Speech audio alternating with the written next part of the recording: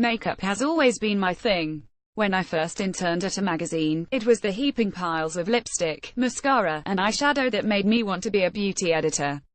At that point, I was barely washing my face on a daily basis. If I remember correctly, my strategy was to hope that while scrubbing my hair clean, the hot water from the shower would be sufficient enough for makeup removal.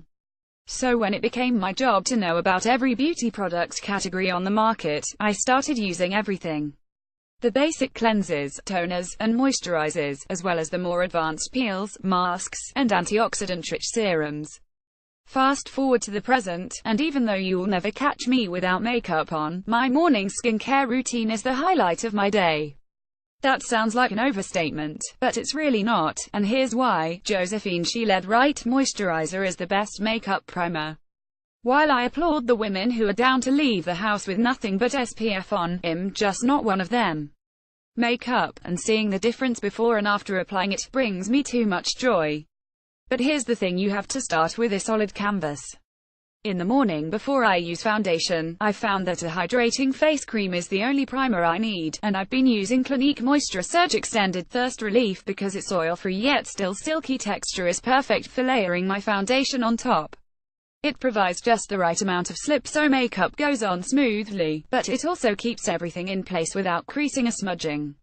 It's my form of self-care.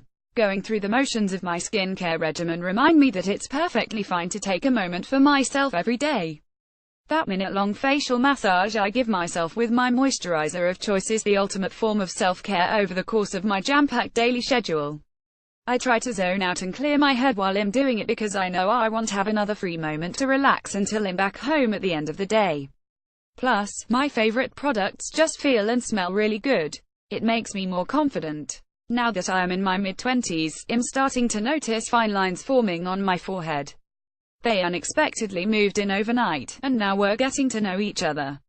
For example, I've learned that they like to say hello around 5 p.m. That's when they seem to deepen.